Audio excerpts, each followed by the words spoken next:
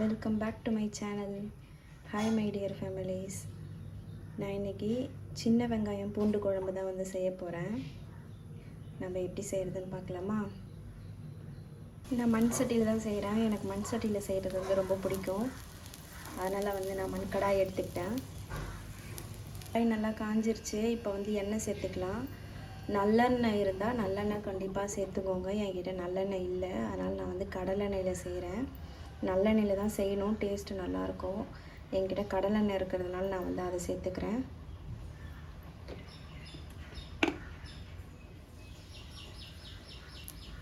எண்ணெய் கொஞ்சம் தாராளமாக ஊற்றிக்கோங்க.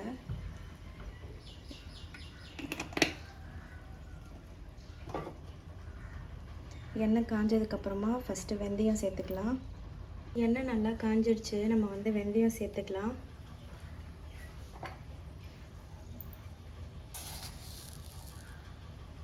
ஒரு ஸ்பூன் வெந்தயம் சேர்த்துக்கிறேன்.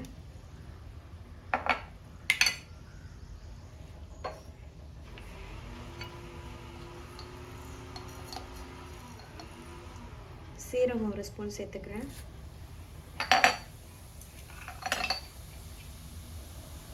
ஒரு கொத்து கருவேப்பிலை சேர்த்துக்கிறேன்.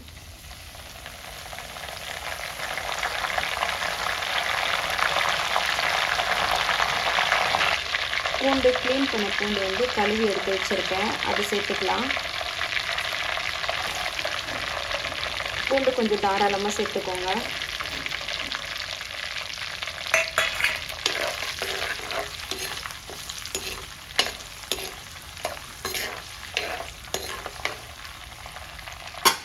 பூண்டு கொஞ்சம் கலர் மாறட்டும். லோ ஃப்ளேம்லேயே வச்சுக்கோங்க. நம்ம கடுகு மட்டும் இப்போ சேர்க்க வேண்டாம். சின்ன வெங்காயம் சேர்த்ததுக்கப்புறம் கடுகு சேர்த்துக்கலாம். ஏன்னா கடுகு போட்டோம் இப்போயே போட்டோன்னு சொன்னால் கொஞ்சம் கரிஞ்சிடும். அதனால் கடுகு சின்ன வெங்காயம் சேர்த்ததுக்கப்புறமா கடுகு சேர்த்துக்கலாம். கடுகு நான் இன்னும் இதில் ஆட் பண்ணலை.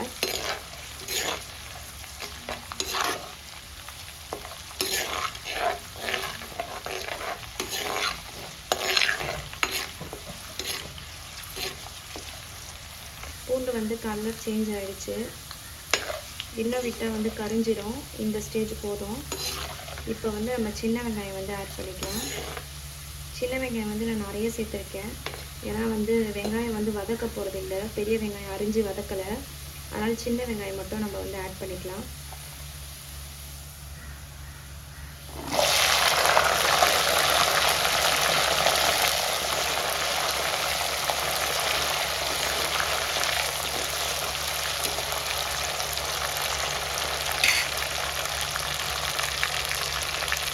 இப்போ வந்து கடுகு சேர்த்துக்கலாம்.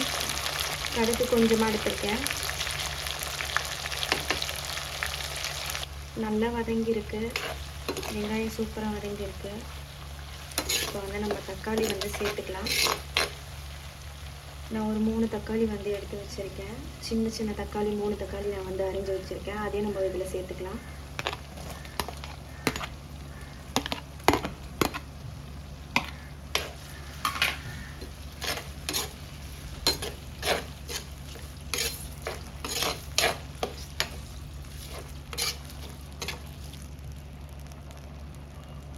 நான் கொஞ்சம் ஹை ஃப்ளேமில் வச்சுட்டேன்.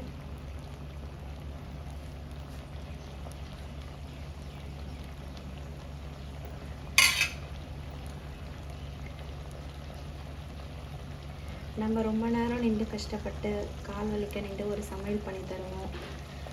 அது நல்லாயிருக்கும்னு நினச்சி நம்ம ரொம்ப ஹார்ட் ஒர்க் பண்ணி அந்த சமையல் வந்து பண்ணுவோம்.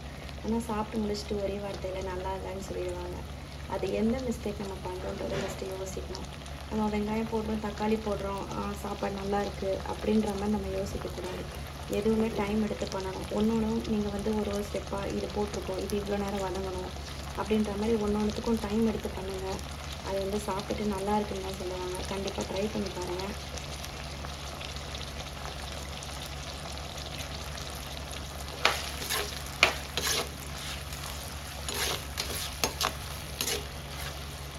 எனக்கும் ஃபஸ்ட்டு அவ்வளோவா சமைக்கலாம் தெரியாது.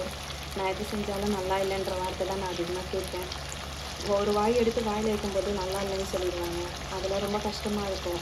அதுக்கப்புறம் நானே என்னென்ன மிஸ்டேக் பண்ணுறோன்றது தெரிஞ்சுட்டு இப்போ வந்து என் ஹஸ்பண்ட் நான் எப்படி சமைச்சு கொடுத்தாலுமே வந்து நல்லா இருக்குன்றத தவிர அவங்க எதுவுமே சொல்ல மாட்டுறாங்க. ஏன்னா எப்போ சொன்னாலும் அவங்க சொல்ல நான் தான் உன்னை ட்ரெயின் பண்ணேன் அப்படின்னு சொல்லிடுறாங்க. அவங்களுடைய சந்தோஷம் அவங்க அப்படி சொல்லிக்கிறாங்க. ஆனால் நமக்கு தானே தெரியும் நம்ம எவ்வளோ ஹார்ட் ஒர்க் பண்ணுறோன்றது.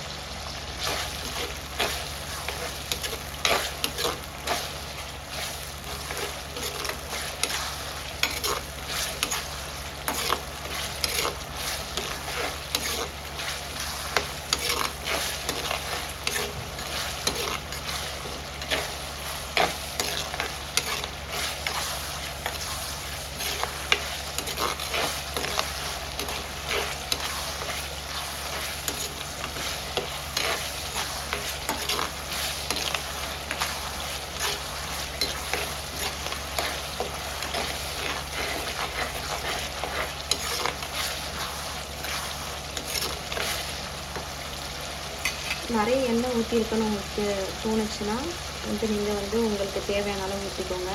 நான் கார சால்னாக்கு எப்பவுமே வந்து நிறைய தான் செய்வேன். ஏன்னா அப்போ தான் அது வந்து கொஞ்சம் பார்க்குறதுக்கும் நல்லாயிருக்கும், சாப்பிடவும் நல்லாயிருக்கும், ஒரு மாதிரி ட்ரையாக இல்லாமல்.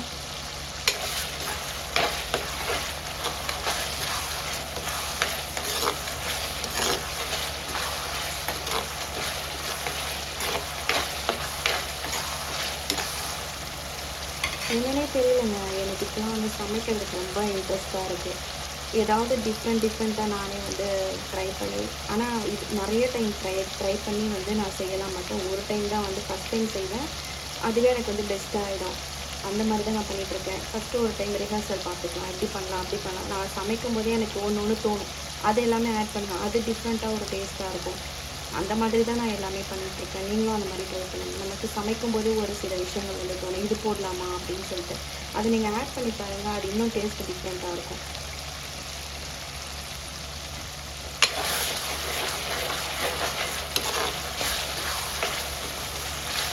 இது பாருங்கள், பார்க்கவே ரொம்ப அழகாக இருக்குது.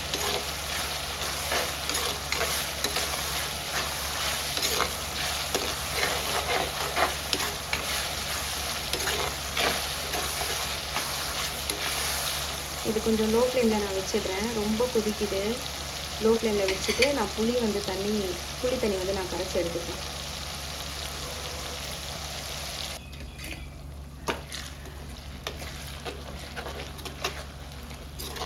பாருங்க, நல்லா வதங்கிடுச்சு. இதுக்கு மேலே விட வேண்டாம். புளி தண்ணி வந்து சேர்த்துக்கலாம்.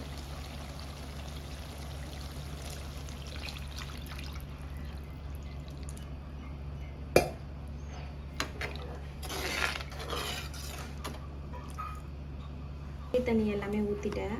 இப்போ வந்து உப்பு இதில் ஆட் பண்ணிக்கலாம்.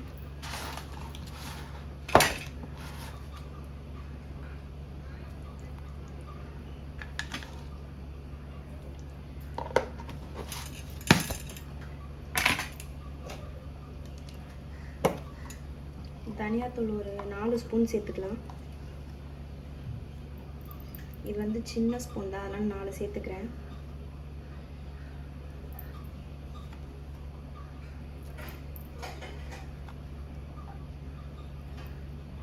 ஒரு 5 கூட போட்டுக்கிறேன், ஏன்னா வந்து எல்லாமே இதிலே ஃபுல்லாக ஒட்டிட்டு வந்துடுது.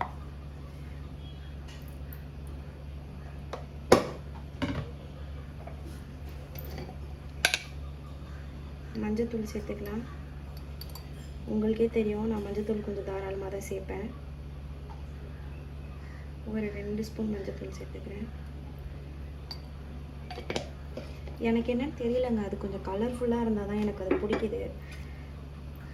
அதனால் மஞ்சத்தூள் சேர்த்துக்கிறேன். மஞ்சத்தூளும் உடம்புக்கு நல்லது, அதனால் இவ்வளோ சேர்க்கணுமான்னு கேட்டால் எனக்கு இவ்வளோ தான் சேர்க்கணுன்னு தோணுது. உங்களுக்கு தேவையான அளவு நீங்கள் போட்டுக்கோங்க.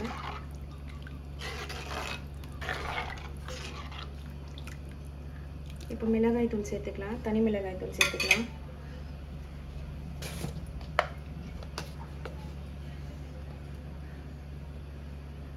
ஒரு 2 ஸ்பூன் சேர்த்துருக்கேன். ஃபுல்லாக காரம் பத்தலைன்னா நான் லாஸ்ட்டாக போட்டுக்கிறேன்.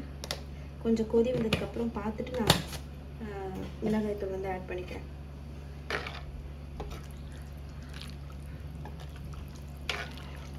எல்லோரும் வந்து என்னோடய வீடியோ வந்து பாருங்கள், யாரும் வந்து ஸ்கிப் பண்ணி பார்க்காதீங்க. நம்ம என்ன ஃபுல்லாக சொல்ல வரோன்றதே தெரியாது. ஸ்கிப் பண்ணாமல் வீடியோஸ் வந்து பாருங்கள். என் பையன் தூங்கி எழுந்து வந்து உட்காந்துருக்கான். நேற்றுலாம் சென்னைக்கு போயிட்டு நல்லா ஜாலியாக ஊர் சுற்றிட்டு நைட்டு 5 மணிக்கு வந்தாங்க. காலையில் 5 மணிக்கு வந்தாங்க. வந்து 1 மணிக்கு ஏஞ்சி இப்போ தான் உட்காந்துருக்காரு. ஹலோ ஹலோ சாரிங்க பாருங்கள். ஹலோ ஹலோ உங்கள் ஃபேஸ் காட்டுங்க. ஹலோ அயான், அயானே இங்கே பாரு. சரி சரி சரி சரி சரி சரி குட்டு குட்டு. இவ்வளோ நேரம் தூக்கம் போதுமா?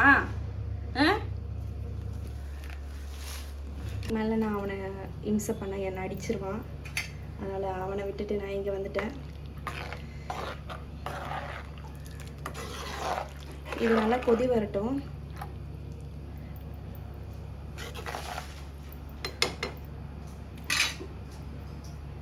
இங்கே பாருங்கள், என்னுடைய சாலான ஒரு ஒளிவட்டம் தெரியுதா?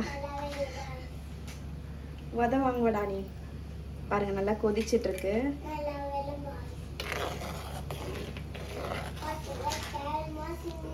இன்னும் நல்லா கொதிக்கட்டும்.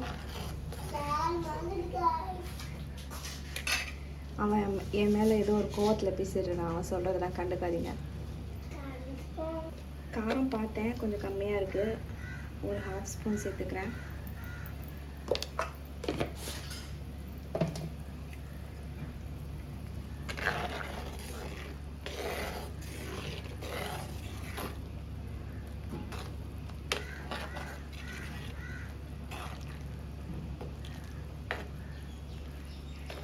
இது நல்லா கொதிச்சுட்டு இருக்கும்போதே நம்ம வந்து ஒரு பொருள் சேர்க்க போகிறோம். அதுதான் வந்து அந்த டேஸ்ட் எடுத்து கொடுக்கும். கொஞ்சம் நல்லா கொதிக்கட்டும்.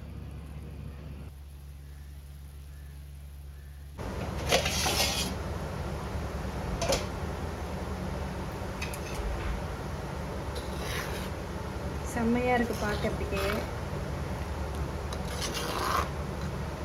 எப்படி சூப்பராக கொதித்து எண்ணெய் தனியாக பிரிஞ்சு வந்துடுச்சு பாருங்கள். இந்த மாதிரி தான் வரணும். அதுக்கு வந்து நம்ம நல்லா ஒரு 1/2 மணி நேரம் 3/4 மணி நேரம் வந்து கொதிக்க விடணும். கொதிச்சாதான் இந்த மாதிரி ஸ்டேஜுக்கு வரும். கொஞ்சம் கொதிச்சதுக்கப்புறமா ஒரு 15 மினிட்ஸ் வந்து சிம்லேயே வச்சு மூடி போட்டுருங்க. இதில் வந்து நம்ம வந்து நெய் ஊற்றி சாப்பிட்டா ரொம்ப டேஸ்ட்டு சூப்பராக இருக்கும். சூடான சாப்பாட்டில் இந்த மாதிரி சால்லாம் எடுத்து போட்டு நெய் ஊற்றி சாப்பிடுங்க. டேஸ்ட்டு ரொம்ப சூப்பராக இருக்கும். ஒரு 5 நிமிஷம் மட்டும் கொதிக்கட்டும். அவ்வளோதான். லாஸ்ட்டாக ஃபைனலாக வந்து நம்ம வெல்லம் சேர்த்துக்கலாம். நான் இதுதான் சொன்னேன், சால்லாம் கொதிக்கும் போதே கொஞ்சம் போடணும்னு சொல்லி. இது போட்டால் டேஸ்ட்டு ரொம்ப சூப்பராக இருக்கும். இந்த அளவுக்கு எடுத்திருக்கேன். கொஞ்சமாக போட்டுக்கோங்க, அப்புறம் ரொம்ப இனிப்பாயிடும்.